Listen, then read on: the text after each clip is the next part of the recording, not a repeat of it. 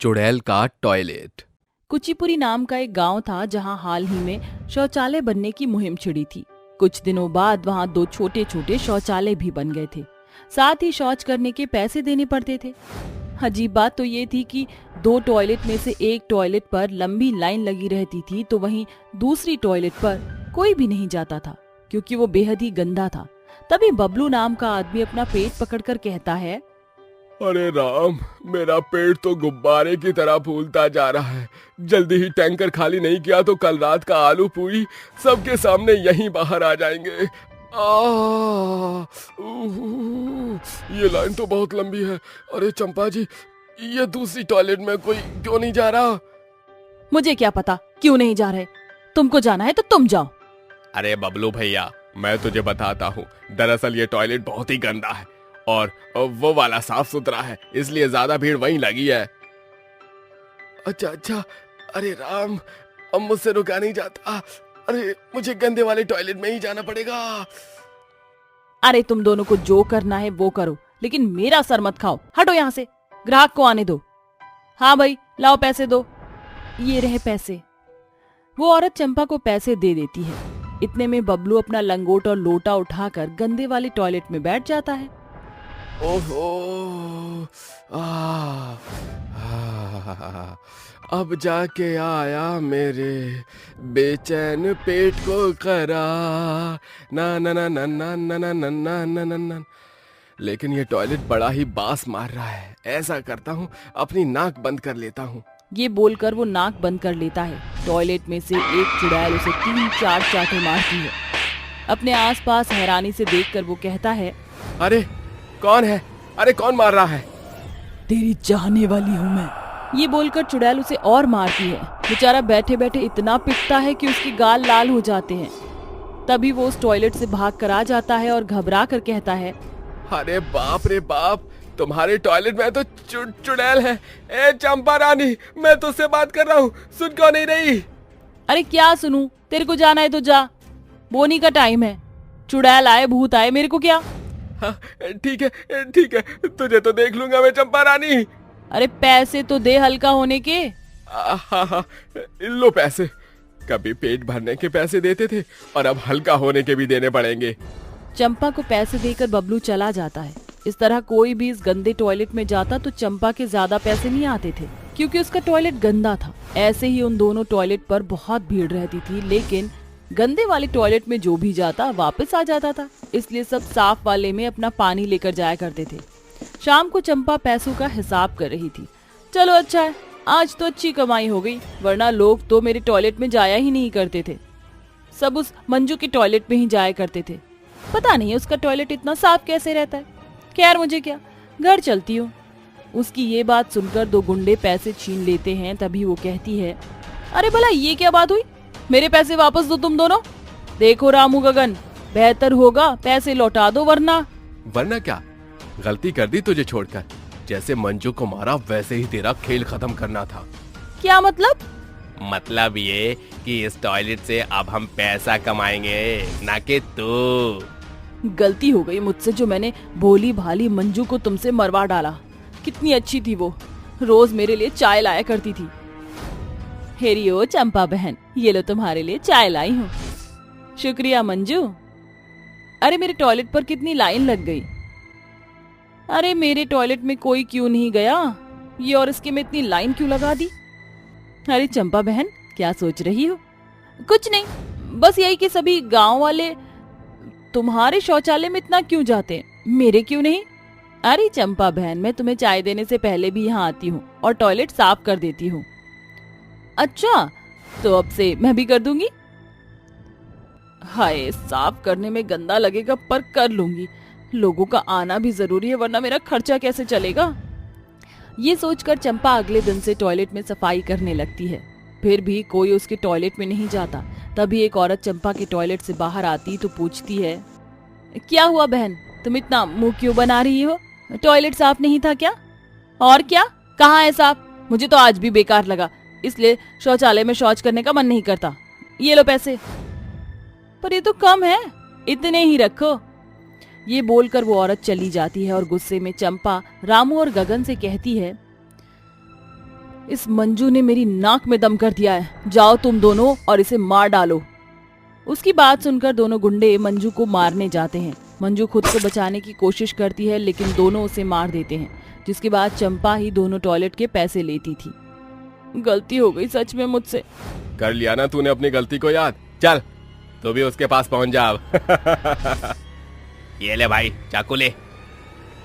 अरे ये तो चंपा को मारने वाला है, मुझे उसे बचाना होगा, भले ही उसने मेरे साथ ये सब किया हो। चुड़ैल जब तक बचाने जाती इतने में वो दोनों गुंडे चंपा को मार ही डालते हैं, जिसके बाद चंपा भी चुड़ैल बन जाती है और चुड़ैल बनकर वो मंजू से कहती है, मंजू मुझे माफ कर दो, मैंने तुम्हारे साथ बहुत बुरा किया, शायद उसी की सजा मुझे आज मिल गई। मुझे भी माफ कर दो चंपा, मैंने तुम्हें बचाने में देरी कर दी, वरना आज तुम मेरी तरह चुड़ैल नहीं बनती। लेकिन अब जो हो गया सो हो गया, अब हमें अपने गुनाहगारों से बदला लेना। साथ ही इस टॉयलेट को हम इतना साफ कर देंगे कि दोनों टॉयलेट में भरी हुई लाइन भी होगी और किसी से भी पैसे नहीं लेंगे, बिल्कुल फ्री सेवा देंगे। अगले दिन से दोनों चुड़ैलें दोनों टॉयलेट पर कब्जा करके रहती हैं। गांव का एक आदमी पैसे देते हुए कहता है, अरे भाई यहाँ तो चंपा बैठती थी, कहाँ गई? ए अपने काम से काम रख तू, अब से यहाँ पर हमारा कब्जा है, वरना तुझे भी मार डालूंगा। और ये क्या, चल और पैसे निकाल। हाँ जाता हूँ। अरे भैया मैं जरा हल्का होकर आता हूँ। ये बोलकर रामू लंबी लाइन में लोगों को धक्का मारकर उनका बाल्टी का पानी छीनकर अंदर घुस जाता है। अरे ये तो ज्यादा पैसे वसूल रहा है।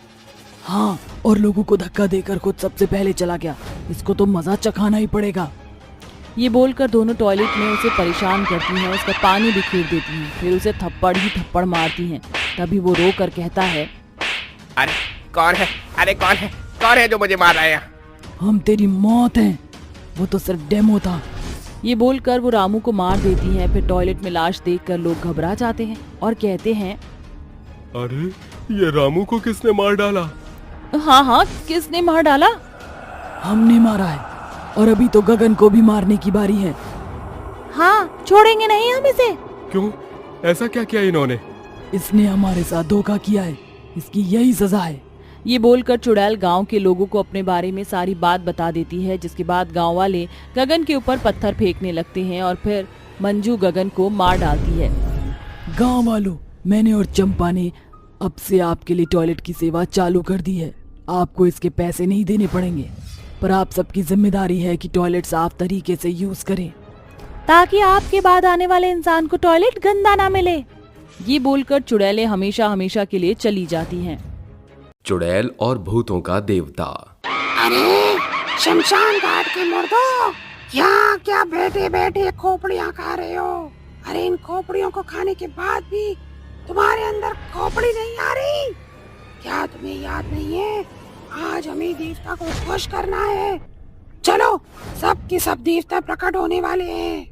पाताल लोक के सभी भूत और चुड़ैल अपना अपना काम छोड़कर देवता को प्रसन्न करने के लिए ढेर सारा खून और मरे हुए लोगों का मांस और उन्हें पहनाने के लिए हड्डियों की माला उनके पास लेकर जाते हैं और देवता को बुलाने लगते हैं। हैया हु हा हु हैया हु हा हु हैया हु, हमारे देवता प्रकट हो, हमारे देवता प्रकट हो। मेरे शैतानी देवता, हमने तुम्हारे लिए तुम्हारे मनपसंद का जवानी खून और ताजा मांस लाके रखा है। अपना भोजन ग्रहण करें और हमें अपने दर्शन दें। चुड़ैल के इतना कहते ही पाताल लोक के जमीन पर भूकंप आने लगता है, जिसके बाद जमीन के अंदर से एक बहुत ही ताकतवर और शैतानी देवता जमीन को चीरते हुए पाताल लोक में प्रवेश करता है, जिसे देखते ही सभी भूत और चुड़ैल उसके सामने अपना सिर झुका लेते हैं। पाताल लोक के देवता का स्वागत हो। पाताल लोक के देवता का स्वागत हो। देवता तुरंत ही जोर जोर से दहाड़ने लगता है।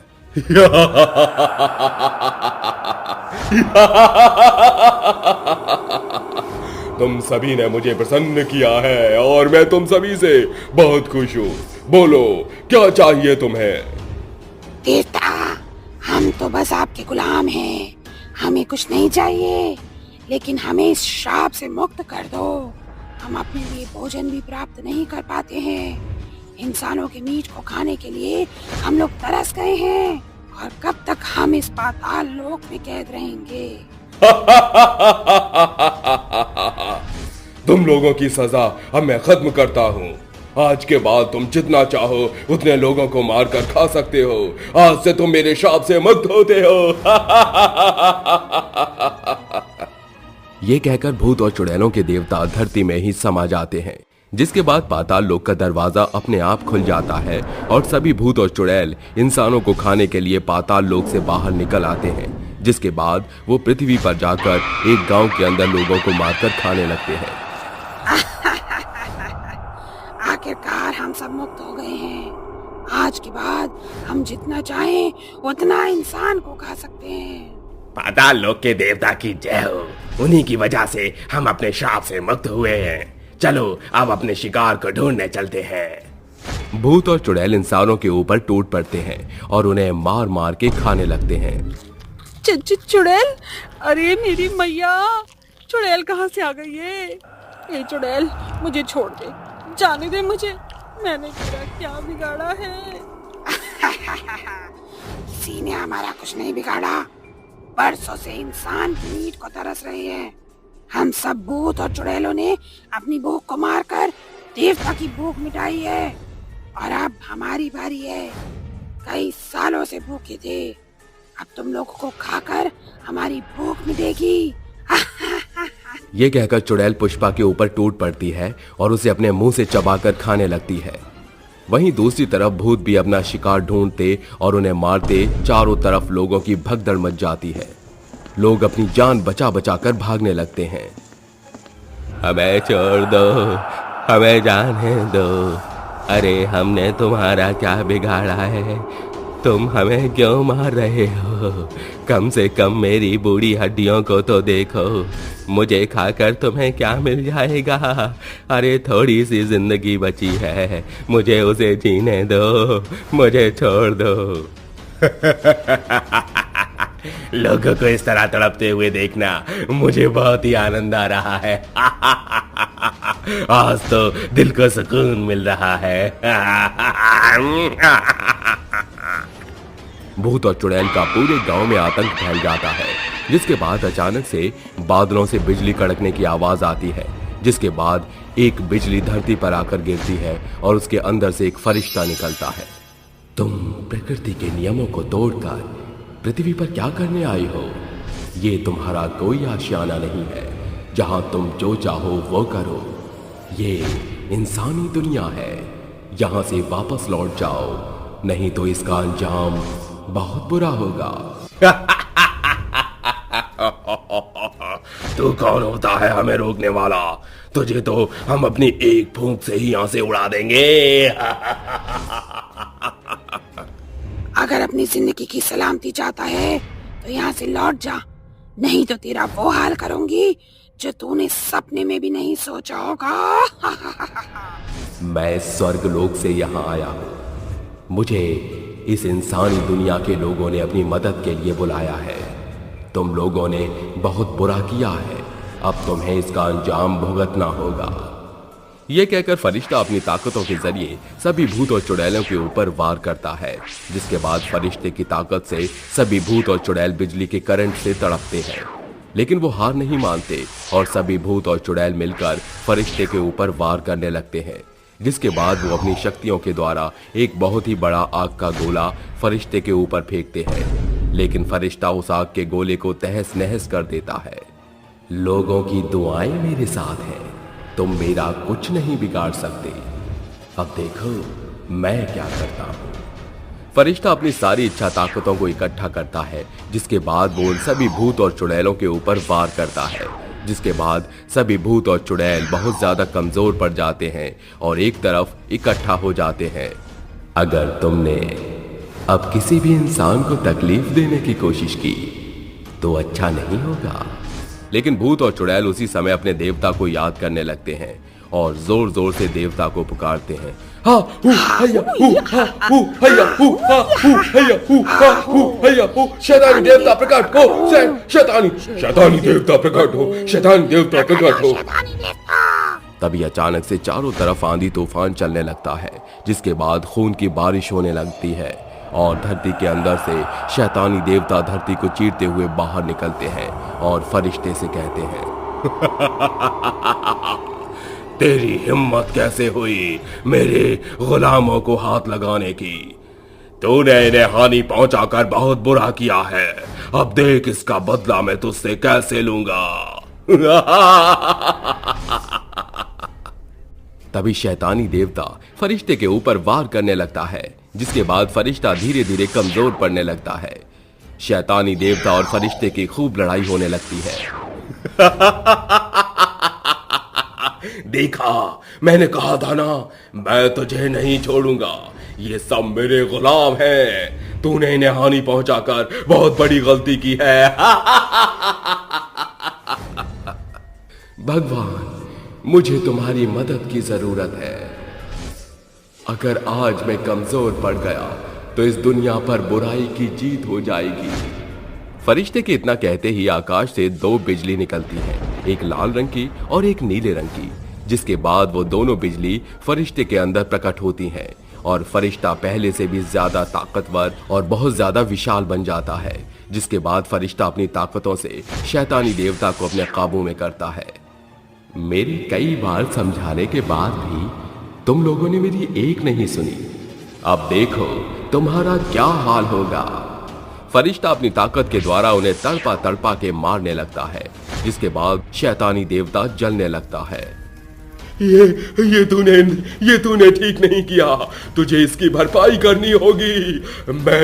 मैं तो अपने गुलामों के साथ वापस पाताल लोक जा रहा हूँ, लेकिन मैं दोबारा लौट कर आऊंगा और उसके बाद तुम में से किसी को नहीं छोड़ूंगा। इस पृथ्वी के जितने भी लोग हैं मैं सबका सर्वनाश कर दूंगा। शैतानी देवता धीरे धीरे जलकर राख हो जाता है। वहीं दूसरी तरफ शैतानी देवता के जितने भी भूत और चुड़ैल गुलाम होते हैं वो भी जलकर राख हो जाते हैं, जिसके बाद जितने भी मरे हुए लोग थे वो फिर से जिंदा हो जाते हैं और गांव के ऊपर से भूत का और चुड़ैल का साया हमेशा के लिए चला जाता है। वहीं घायल लोगों को फरिश्ता अपनी शक्तियों के द्वारा ठीक कर देता है। बुराई के साथ इस दुनिया में अच्छाई भी है और आज इस बात को आपने साबित कर दिया। अगर आप आज नहीं होते तो पता नहीं हम लोगों का क्या होता। बुराई पर हमेशा अच्छाई की जीत होती है। तुम लोग अपना ध्यान रखना, मेरे जाने का समय हो गया है। ये कहकर फरिश्ता वहां से गायब हो जाता है। रात का समय था और दो भयानक जुड़वा चुड़ैल बहनें जंगल से गांव की तरफ बढ़ती जा रही थी। उनका शरीर भी एक दूसरे से जुड़ा हुआ था, लेकिन उनके दो सिर और दो हाथ दो पैर थे, यानी दो चुड़ैल और एक शरीर। तभी एक चुड़ैल कहती है, अरे काया, जल्दी चल, तेरी वजह से देर हो जाएगी और हमें अपना शिकार भी नहीं मिलेगा। क्या बात कर रही है तू ही तो धीरे धीरे चल रही है, मैं तो तेज चल रही हूँ। अफ़्फ़ा, तू तो बहुत ही जहर है। अपनी गलती इतनी साफ तरीके से मेरे ऊपर डाल देती है। चुप हो जा, मुझे इंसान की महक आ रही है। तू जानती है ना मेरी नाक कितनी सुपर कूल है, दूर खड़े इंसान को भी बहुत जल्दी महक लेती है। बोल तो तू सही रही है, मुझे भी इंसान के होने की आहट महसूस हो रही है। लगता है हमें हमारे शिकार के लिए ज्यादा मेहनत नहीं करनी पड़ेगी। तभी वे दोनों चुड़ैल आगे की तरफ बढ़ते हुए एक पनघट के पास एक आदमी को नहाते हुए देखती हैं। इल्लो कर लो बात, हमारा तंदूरी चिकन तो अभी स्नान करने गया है, अब क्या उसका इंतजार करें? अरे तंदूरी चिकन छोड़, तंदूरी बॉडी बोल बॉडी। हमारा शिकार तो बॉडी बिल्डर है। हाय, मैं तो फैन हो गई। चल ना, इसे छोड़ दे, मैं इसे पटाना चाहती हूँ। ले भैया फो, तू तो चुड़ैल होकर भी पूरे धुर्राटे काट रही है। चल ठीक है, मैं तेरे दिल को तोड़ना नहीं चाहती, जा और मौज कर। लेकिन बहन, तेरे बिना मौज कैसे हो पाएगी? पहले हम दोनों को अपने रूप बदलने होंगे, तभी हम उसके पास जा सकते हैं। लेकिन याद रहे, इस बार सुंदर मुझे दिखना है। छिपकली की शक्ल की तू क्या सुंदर दिखेगी। ये कहते ही काया अपने साथ साथ छाया का भी रूप बदल देती है, जिसके बाद वे दोनों इंसानी रूप में पनघट के पास पहुंच जाते हैं। उस आदमी के आने का इंतजार करने लगते हैं। जैसे ही वो आदमी पनघट से बाहर निकलता है, अपने सामने उन दोनों जुड़वा बहनों को देखता है, जिसके बाद उस आदमी के पैरों के तले जमीन खिसक जाती है और वो डर से थर थर कांपने लगता है। चुड़ैल, चुड़ैल, ये तो वही चुड़वा चुड़ैल है जो रात के समय लोगों को मार कर खा जाती है। लेकिन इन्होंने इंसानों का रूप क्यों बदल रखा है? हे भगवान, आज ये मैं कहाँ फंस गया? अब मैं क्या करूं? ये दोनों तो मुझे मार ही देंगी। तभी छाया और काया लखन के पास आती हैं, जिसके बाद छाया लखन से कहती है, अरे आप तो बहुत ही स्मार्ट हो, पूरे धर्राटे काट रहे हो। जिम वगैरह करते हो क्या, जो इतनी सॉलिड बॉडी बना रखी है?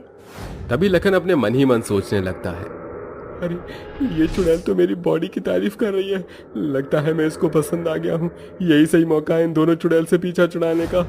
क्या हुआ, तू जवाब क्यों नहीं दे रहा है? कोई परेशानी है क्या? नहीं जी, मैं तो इतनी खूबसूरत और सुंदर लड़कियों को देखकर हैरान ही रह गया। आप दोनों बहुत ही खूबसूरत हो। क्या मैं आप दोनों के नाम जान सकता हूँ? मेरा नाम छाया है और ये मेरी बहन, इसका नाम काया है। हम दोनों बचपन से ही जुड़वा हैं और एक शरीर दो जान हैं। अरे वाह, तुम तो अनोखी हो। तुम्हारी तो बात ही निराली है। लेकिन इतनी रात गए तुम यहाँ क्या कर रही हो? शिकार ढूंढने निकले हैं। क्या कहा? शिकार? अरे वो मेरी बहन का कहने का मतलब ये है कि हम इतनी रात के समय अपनी मुर्गी को ढूंढने आए हैं। कहीं दिख ही नहीं रही है, पिंजरे से बाहर चली गई।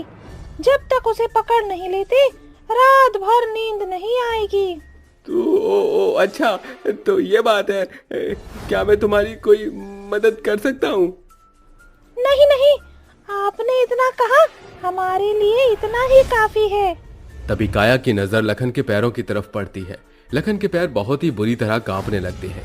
वहीं उसके माथे पर बहुत ही ज्यादा पसीना भी आया था, जिसे देखकर काया को समझने में देर नहीं लगती कि लखन को उन दोनों चुड़ैलों के बारे में सब पता है। तभी काया अपने असली रूप में आकर लखन से कहती है,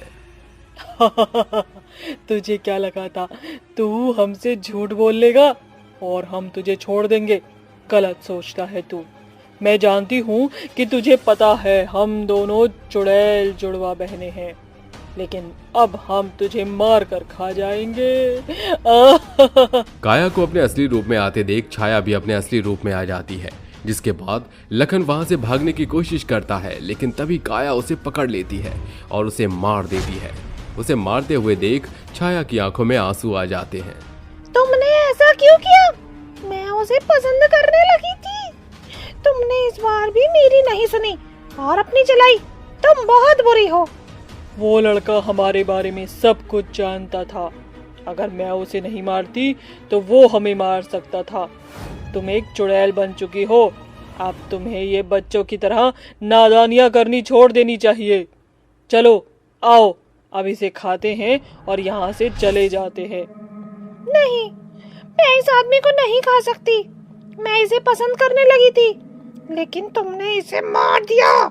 छाया की बात को सुन काया उसकी बात को अनसुना कर देती है और उस आदमी को पूरा खा जाती है। जिसके बाद काया जंगल में एक जानवर का शिकार करती है और छाया को खाने के लिए देती है। जिसके बाद छाया उस जानवर को खा लेती है और फिर वो दोनों चुड़ैलें वहां से गायब हो जाती हैं। अगले दिन जब गांव के सभी लोग उस आदमी का मरा हुआ देखते हैं तो वे आपस में बात करने लगते हैं। अरे देखो जरा, फिर से एक बार इस गांव में किसी की लाश मिली है। अरे कब तक ऐसे ही उन जुड़वा चुड़ैल बहनों के डर से हम लोग इस गांव में जीते रहेंगे? अरे हमें उसे यहाँ से भगा देना चाहिए। अरे भाई राजू, भाई साहब कैसी बात कर रहे हो? उन चुड़ैल को यहाँ से भगाना कोई मामूली बात नहीं है। वो जुड़वा चुड़ैल बहुत ही भयानक है। जितनी शक्ति उनके पास है, हमें भी उतनी शक्ति वाला ही कोई चाहिए। फिर तो शमशान घाट के अघोरी बाबा ही हैं जो चुड़ैल को यहाँ से भगा सकते हैं। उनके जितना शक्तिशाली और कोई नहीं। गांव के सभी लोग ललिता की बात पर सहमत होते हैं, जिसके बाद वो सभी लोग शाम होते होते शमशान घाट तक पहुंच जाते हैं और अघोरी बाबा से मिलकर उन्हें अपनी सभी परेशानियों के बारे में बता, जिसे सुनकर अघोरी बाबा उनकी मदद करने के लिए तैयार हो जाते हैं। चिंता मत करो, मैं उन दोनों को तुम्हारे गांव से जरूर भगाऊंगा। आज की रात उन दोनों की आखिरी रात होगी। रात होते होते अघोरी बाबा गांव वालों के साथ उनके गांव पहुंच जाता है, जिसके बाद वो अपनी तंत्र विद्या से चुड़ैल को अपने पास बुला लेता है। क्यों बुलाया है तूने हमें यहाँ? क्या चाहता है तू हमसे? देख अघोरी, हम दोनों तेरे बस में नहीं आने वाली, इसीलिए सीधी तरह यहाँ से चला जा। तुम दोनों इस गांव में क्या कर रही हो? यहाँ इंसानों का वास है, तुम यहाँ से चली जाओ, वरना मुझे मजबूरन तुम्हें यहाँ से भगाना होगा। अबे अघोरी, तू मेरे सामने टिक भी नहीं पाएगा। अब देख मैं तेरा क्या हाल करती हूँ। तभी काया अपनी शक्तियों से अघोरी के ऊपर वार करने लगती है, जिसके बाद अघोरी घायल हो जाता है, लेकिन वो हार नहीं मानता और अपनी तंत्र विद्या और मंत्रों के उपचार से वो उन चुड़ैलों के ऊपर वार करता है, जिसके बाद वो एक घेरा बनाता है और उसमें खड़ा होकर शिव तांडव करने लगता है। जटाटवी गलज्जल प्रवाह पावित स्थले गले लंब लंबिता भुजंग तुंग मालिका डमट डुमम डुमम डुमम निनाद दवमन रिवम चकार चंड तांडवम तनोतु न शिवा शिवम। शिव तांडव के मंत्र से वो दोनों चुड़ैल कमजोर पड़ जाती हैं और बेहोश होकर वहीं गिर जाती है, जिसके बाद अघोरी बाबा उन दोनों के ऊपर पवित्र गंगा जल छिड़क देता है और वो दोनों जलकर वहीं भस्म हो जाती हैं, जिसके बाद गांव वालों को चुड़ैल से मुक्ति मिल जाती है। भूतिया भूल भुलैया। गाइस, तुम लोगों को कुछ आवाज सुनाई दी? हाँ चिल यार, आई एम जस्ट किडिंग। हमें यहाँ नहीं आना चाहिए था। जस्ट चिल वीडियो अपने आप की तरह ही वेद पुराणों भरी बातें क्यों करता रहता है? रॉकी, हर बात मजाक नहीं होती, समझा? वरना कोई नहीं जानता कि अगले ही पल क्या हो जाए। और क्या, गांव वाले कह रहे थे कि गांव के इस आखिरी कोने में भूल भुलैया है, पर कितनी देर से तो हम यहीं स्टैचू बनकर खड़े, हमें तो कुछ नहीं दिख रहा। भूतिया भूल भुलैया जैसा कुछ होगा तब दिखेगा ना।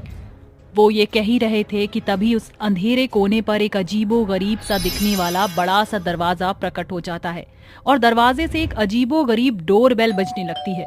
उसकी आवाज से सभी सम्मोहित होकर दरवाजे के दूसरे पार कदम रख देते हैं और अंदर आते ही उनका सम्मोहन टूट जाता है और वो कहते हैं, ओ गॉड, ये कैसी जगह है?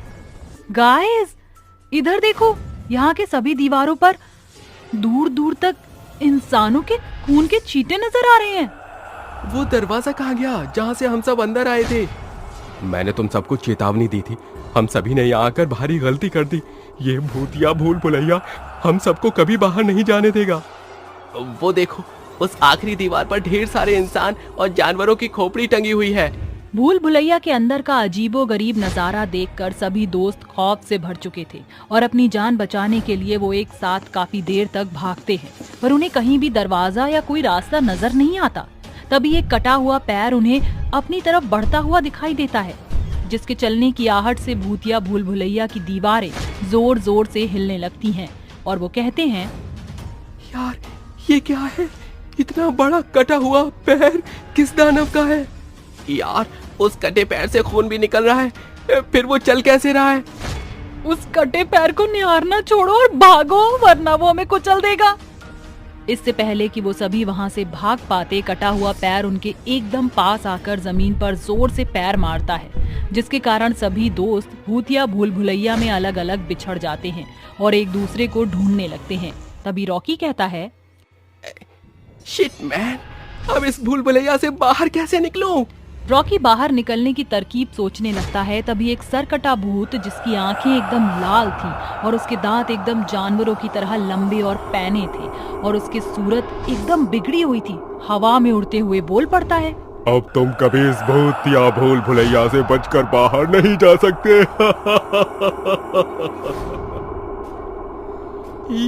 ये कैसा सिरकटा भूत है? कोई बचाओ बचाओ, आना, अंजलि, वेद, वैभव, कहाँ हो तुम सब? तेरी आवाज मेरे सिवा कोई नहीं सुन सकता। ये मेरा भूतिया भूल भुलैया है, भूल भुलैया। सरकटा भूत अपनी काली शक्तियों से उसे मार गिराता है और खूंखार भेड़िए की तरह दहाड़ते हुए कहता है, सब मरोगे, एक एक करके तुम सब मरोगे। मैं इस भूतिया भूल भुलैया से किसी को जिंदा बचकर नहीं जाने दूंगा। रॉकी के मरने के बाद दो कटे हुए हाथ वैभव के पास आते हैं, जो कहता है, राकेश, अंजलि, आहाना, वेद, कहाँ हो तुम सब? वैभव आवाज लगा ही रहा था, तभी एक भयानक आवाज उसके चारों ओर गूंजते हुए कहता है, गला फाड़ने का कोई फायदा नहीं, मुझे भी मरकर इसी भूतिया भूल भुलैया की दीवारों की शोभा को बढ़ाना होगा। ये आवाज कैसी है? कहाँ फंस गया? मौत के भूतिया भूल भुलैया में। वैभव डर के मारे थरथराने लगता है कि अचानक उसके पीछे से कटे हुए दो खूनी हाथ उस पर वार करते हुए उसके गले को बुरी तरह से दबाकर उसे मौत के घाट उतार देते हैं। फिर कटा हुआ हाथ उसकी खोपड़ी को धड़ से अलग करते हुए उखाड़कर भूल भुलैया के खूनी दीवार पर टांग देता है। फिर वही गूंजती हुई आवाज अंजलि के पास पहुंचती है और कहती है, अब तेरी बारी है। कौन है ये? भूतिया भूल भुलैया में भूत के अलावा और कौन होगा? डर के मारे कपकपा रही अंजलि आवाज सुनकर जैसे ही पीछे देखती है तो उसे वही कटा हुआ भूतिया पैर अपनी तरफ बढ़ते दिखाई देता है और वह पैर उसे बुरी तरह से कुचलकर वहीं छोड़ देता है और ऐसे ही वो उस आहाना को भी मार देता है। भूतिया भूल भुलैया का भूत सभी को बुरी मौत देता है और अब सिर्फ एक वेद को छोड़कर और कोई नहीं बचा था। तभी कटे सर का भूत वेद के पास पहुंचकर कहता है, इधर उधर नजर घुमाने का कोई फायदा नहीं है। अब मैं तुझे तेरे बाकी साथियों की तरह ही इस भूतिया भूल भुलैया में दफन कर दूंगा। क्या तुमने मेरे सभी दोस्तों को मार दिया? तुम ऐसा क्यों कर रहे हो? तुम्हारा ये अजीबोगरीब कटा सर हुआ और पैर, ये सब क्या है? क्या हुआ था तुम्हारे साथ? बताओ बताओ। पहली बार किसी ने मेरा हाल पूछा है। मेरी इस हालत का जिम्मेदार ये भूल भुलैया ही है। रवि, रमन और विशाल नाम के 3 दोस्त प्रतापपुर गांव में रहते थे। एक दिन तीनों दोस्त बातें करते हुए कहते हैं, यारो, मैंने पैसे कमाने का एक शानदार तरकीब सोची है। वो क्या है? मैंने सोचा क्यों ना हम इस गांव के खाली मैदान पर एक रोमांचक भूल भुलैया बनाएं। हमारे गांव में बच्चे भी बहुत हैं, उनके परिवार में उनके साथ भूल भुलैया में जरूर घूमेंगे और हम भूल भुलैया के सैर के लिए टिकट बेचकर उनको भूल भुलैया की सैर करने देंगे। इससे गांव के लोगों में खुशियां भी आएंगी और हम पैसे भी कमाएंगे। तरकीब तो अच्छी है, पर हमारे पास शानदार से भूल भुलैया बनाने के लिए पैसे भी तो होने चाहिए। उसकी चिंता तुम मत करो, मेरे पास कुछ पैसे हैं, हम उससे भूल भुलैया को बना सकते हैं। तीनों कड़ी मेहनत करके भूल भुलैया का नक्शा तैयार करते हुए भूल भुलैया का निर्माण करते हैं। प्रतापपुर गांव के साथ बाकी आसपास के गांव वालों का भी आकर्षण भूल भुलैया के प्रति बढ़ने लगता है और अब उसकी टिकट भी महंगी बिकने लगती है, जिसका ज्यादा मुनाफा रवि को होता है। ये देख उसके दोनों दोस्त जलते हुए कहते हैं, विशाल, इस भूल भुलैया को बनाने में हमने भी बराबरी की मेहनत की है, पर आधे से ज्यादा पैसे ये रवि ऐंठता है। मुझे तो उस पर ज्वालामुखी जैसा फूटने वाला गुस्सा आ रहा है। मन तो कर रहा है उसके शरीर के टुकड़े टुकड़े करके इसी भूल भुलैया में चारों तरफ गाड़ दूं। शुभ काम में देरी क्यों? आज रात हम उसे भूल भुलैया में ले चलेंगे और वहीं उसके टुकड़े टुकड़े करके उसका काम तमाम कर देंगे। रात होने पर वो दोनों रवि को लेकर उस भूल भुलैया में ले आते हैं और रमन उसकी गर्दन को कुल्हाड़ी से काट कर अलग कर देता है और रवि कटी गर्दन में तड़पते हुए कहता है, मेरे अपने दोस्तों ने मुझे धोखा दिया है। मैं तुमसे बदला लूंगा। हम तुझे इस लायक नहीं छोड़ेंगे। तेरे शरीर के टुकड़े टुकड़े करके इसे भूल भुलैया में अलग अलग गाड़ देंगे और तू भटकता रहेगा। रवि तड़प कर मर जाता है, जिसके बाद वो दोनों उसके मृत शरीर के अलग अलग टुकड़े करके उसे भूल भुलैया में गाड़ देते हैं। मेरे अपने दोस्तों ने मुझे धोखा दिया और गद्दारी की। सैकड़ों सालों से मैं इस भूल भुलैया में कैद होकर तड़प रहा हूँ। पर तुम्हें इस भूल भुलैया से मुक्ति दिलाने का कोई तो रास्ता होगा। रास्ता है। इस भूल भुलैया के अंदर मेरे शरीर के अंग गड़े हुए हैं। अगर मेरा शरीर पूरा हो जाएगा तो मुझे मुक्ति मिल जाएगी। मैं उसे खोजूंगा। वेद भूत के दिए कुदाल से भूतिया भूल भुलैया के मिट्टी को खोदने लगता है और भूत के सारे अंगों को खोज निकालता है और उन्हें एक एक करके जोड़कर अपना शरीर पूरा कर लेता है और कहता है, तुमने मुझे मुक्ति दिलाई, तुम्हारा बहुत बहुत शुक्रिया। आज तुम्हारे कारण मुझे इस भूतिया भूल भुलैया से छुटकारा मिल गया। मेरे जाने की घड़ी आ गई है।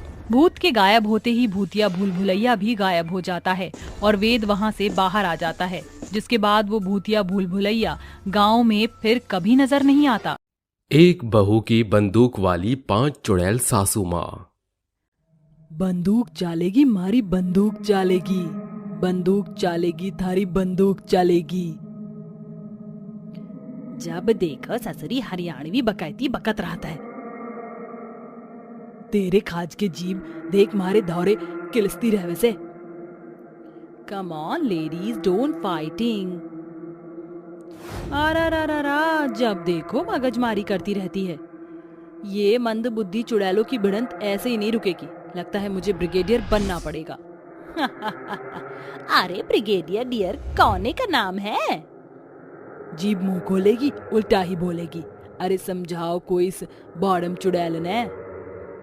5 चुड़ैल जिनकी आंखों का रंग एकदम गहरा लाल, बिखरे बाल, लंबे काले नाखून, खूंखार स्वरूप था, वो आधी रात एक सैकड़ों साल पुराने पोखर के इर्द गिर्द खड़ी बातें कर रही थी।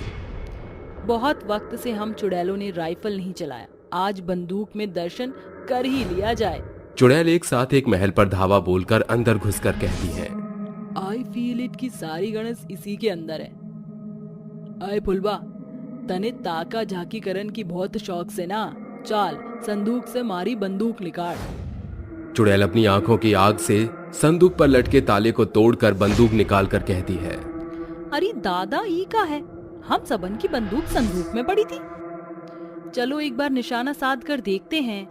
5 चुड़ैल के बंदूक की शोरगुल पूरे महल में गूंज जाती है कि नीम की आंखें खोलकर कहती है, वैभव उठो। इतनी रात को कौन युद्ध लड़ रहा है? तुमने वो आवाज सुनी? ऐसा लगा जैसे हॉल में कोई बंदूक चली। ये सुनकर वैभव फुर्ती से उठ खड़ा होता है और डर कर बड़ी बड़ी आंखें करते हुए कहता है, कहीं वो लौट तो नहीं आई? सभी हॉल में एकत्र होते हैं और 5 चुड़ैल के हाथ में बंदूक देखकर कहते हैं, या भुंडी शकल आली पेड़ तो लौट आई। अरे गजेंद्र जी, इतनी आसानी से तुमको कैसे छोड़ दें? लीलियो नाम से मारा, मने रिसना दिला गजेंद्र चौधरी, वरना हमारी बंदूक चाल जागी। अरे पिताजी क्यों पंगे मोल ले रहे हो? यो की से अकल आली बात आज तने जता दिया वैभव की तुम्हारा छोरा से। Let's have fun ladies. दूर काहे खड़ी हो बहुरानी, भले ही हम चुड़ैल सास के पांव उल्टे हैं पर आशीर्वाद लेना तो पड़ेगा। बिना खाली पीली की मगजमारी किए सास के पैर छू लो, वरना हमारी बंदूक चल जाएगी। न न न न न सासू माँ, गोली मत चलाना वरना मेरा भेजा उड़ जाएगा। नीम की 5 सास के पैर छूकर कहती है, और कोई हुक्म? चाल बहुरानी, अब नाच का कार्यक्रम हो जाए। सासू माँ, मुझे नाचना नहीं आता। अरे ओ खड़ी बोल वाली सौतन बहुरिया, सफेद झूठ बोला था। ओ बूंदी चुड़ैल लीला नाम से मारा। अरे लीला हो चाहे पतीला, का फर्क पड़ता है, हो तो तुम एक चुड़ैल है। थारे भेजे में बात घुसी को ना नाच का कार्यक्रम शुरू करना ते, फिर मारी बंदूक चलेगी। थारे बिंद की खोपड़ी खोलते देर ना होवेगी। नाचती हूँ। अरे ओ ब्रिटिश के खानदान की चुड़ैल, जरा अपने अंग्रेजी जुबान से कोनो हिंदी गाना गुनगुना दो। ओके गाइज, जब तक है जान जाने जहां बहू नाचेगी। 5 चुड़ैल अपने ही बेटे के सिर पर बंदूक तानकर उन्हें पूरी रात खौफ में डरा धमकाकर परेशान करती हैं और नीम की पसीनों से सराबोर होकर चक्कर खाकर जमीन पर गिर पड़ती है, जिसे देख सरिता चुड़ैल कहती है, क्या हुआ बहुरानी, सर घूम रहा है? अब देखो हमारा घूमेगा। फिर चुड़ैल जोर शोर से अपनी मुंडी घुमाने लगती है जिसे देख तीनों डर के मारे बेहोश हो जाते हैं और सवेरा होते ही पांचों चुड़ैल गायब हो जाती हैं और तीनों की आंख खुलने पर वो चारों तरफ नजरें दौड़ाकर कहते हैं, ये पांचों चुड़ैल सासू माँ कहाँ लापता हो गई? कहीं कल रात हम सपना तो नहीं देख रहे थे? कल के हादसे को सपना भोजन की भूल न करना छोरे। घर के बिगड़े नक्शे देख। ये बात तो एकदम साफ है कि थारी पांचों अम्मा भुंडी शक्ल वाली चुड़ैल बनकर फिरते लौट आई से। पांचों चुड़ैल के खौफ ने उन्हें अंदर तक जकड़ लिया था। वो तीनों काफी डरे सहमे थे कि फिर से रात होते ही एक बार फिर वो चुड़ैल प्रकट होकर कहती है, स्वागत नहीं करोगे हमारा? जिंदा रहकर क्या कम दहशत मचाई थी तुम पांचों लुगाइयों ने, जो चुड़ैल बनकर भी पीछा छोड़ने का नाम नहीं ले रही। ये सुन पांचों चुड़ैल गुस्से में बौखलाकर गजेंद्र को झूमर पर टांग देती हैं और बंदूक तान कर कहती हैं, गजेंद्र चौधरी, हमसे मगजमारी के लिए अब तेरे को गोली खानी पड़ेगी। अरे कैसी लुगाइया हो तुम, पति तो परमेश्वर हो वैसे। आज हम इस पति की हलक से जान निकाल देंगे। गुस्से में आकर लीला चुड़ैल गजेंद्र की टांग पर गोली चला देती है और वो करहाता हुआ जमीन पर आ गिरता है। आवर डियरेस्ट हस्बैंड, हम पहले चुड़ैल हैं, बाद में आपकी धर्मपत्नी। बहुत दिनों से हमने किसी का खून नहीं पिया। अरे वैसे भी गजेंद्र जी तो कहते ही थे कि हमने इनका खून पी रखा है, तो चलो आज सच में चक्कर देखते हैं। पांचों चुड़ैल गजेंद्र के घायल पांव से टपक रहे खून को चाट कर कहती हैं, ओए होए पतिदेव, थारा खून तो घनो चोखो था। सही कहा, इतना गर्मा गर्म और मीठा खून और कहीं नहीं। चलो इका चीड़ फाड़ कर खून पिया था। अरे नहीं नहीं सासू माँ, ससुर जी को मत निपटाए। इस तरह वो पांचों चुड़ैल हर रात उनको बंदूक की नोक पर डराया धमकाया करती थी। ऐसा कब तक चलेगा? हमें कुछ तो करना होगा। उन पांच के पास बंदूक है और हम निहत्थे हैं, हम उनका सामना नहीं कर सकते। सारी मेरी ही गलती है, काश मैंने वो भूल न की होती। हरियाणा के जिला झज्जर में रहने वाले गजेंद्र चौधरी की 5 पत्नियां थीं। गजेंद्र चौधरी ने अपनी 5 पत्नियों को तोहफे में बंदूक देते हुए कहा था, गजेंद्र चौधरी की लुगाइयों के हाथ में चूड़ियों से ज्यादा बंदूक शोभा देवे से।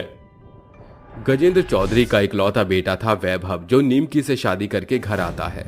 ये किसकी डिक्री उठा लाया? थारी भली होवे, बिना अपनी मासा की लुगाई ढूंढ लाया। आज इस बंदूक से तुमको छल्ली कर दूंगी। ये कैसी गुंडागर्दी है? कौन है ये? हम तुम्हारे इकलौते पति की 5 माँ हैं। यो के कांड करन जा रही थी तुम? या बंदूक किसी का खून बहाने के खातिर थारे हाथ में न थमाया? ये बिंदनी है हमारे खानदान की। लेकिन अरे खामोश, अब बंदूक से निकली गोली और गजेंद्र चौधरी की बोली वापस नहीं आती। आज से यो मारी और थारी बहू से इसकी बेइज्जती मारी बेइज्जती के बराबर होगी। वो सभी एक साथ रहने लगते हैं, पर निमकी की 5 सास कभी उसके सिर पर सेब रखकर निशाना साधती तो कभी बंदूक की नोक पर उसे नचाया धमकाया करती। ये बात गजेंद्र को पता चलते ही वो बौखलाकर दीवार पर टंगी बंदूक उठाकर उन 5 को एक साथ छलनी कर दिया और खून से लथपथ उनकी बंदूक छीनकर संदूक में जब्त कर देता है। अगर उस दिन मैंने अपना बंदूक ना उठाया होता तो आज ये चुड़ैल बनकर दहशत न मचाती। माँ के चुड़ैल से कैसे काबू पा सकते हैं? जैसी राजा की जान तोते में थी, वैसे ही 5 सासू माँ की जान उनके बंदूकों में बसती है। अगर किसी तरह हम उस बंदूक को ही जला दे तो सासू माँ की चुड़ैल से छुटकारा मिल सकता है। अब मैं जैसा कहता हूँ वही करना। जब रात में 5 चुड़ैल अपनी बंदूक के साथ घर में प्रकट होती हैं तो गजेंद्र कहता है, ओ मेरी चुड़ैल पत्नियों, देखो ना तुम सभी के बंदूक में कैसे जंग लग गया है और गंदा भी हो गया है। दो सासू माँ, मैं फटाफट आपकी बंदूकों को चमका देती हूँ। 5 मंदबुद्धि चुड़ैल जैसे ही उसे बंदूक देती है, नीमकी दौड़कर उसे आग में डाल देती है और चुड़ैल जलकर कहती है, तुमने मारे गेल्या धोखा किया। हम तो डूबेंगे सनम, पर बचोगे तुम भी नहीं। अभी तो तुमको हमसे छुटकारा मिल जाएगा बहू रानी, लेकिन हम फिर लौटेंगे अपने राइफल के साथ। 5 चुड़ैल गजेंद्र को भी आग में खींच लेती हैं और जैसे ही बंदूक जलकर खाक होती है, सभी चुड़ैल गजेंद्र को लेकर गायब हो जाती हैं।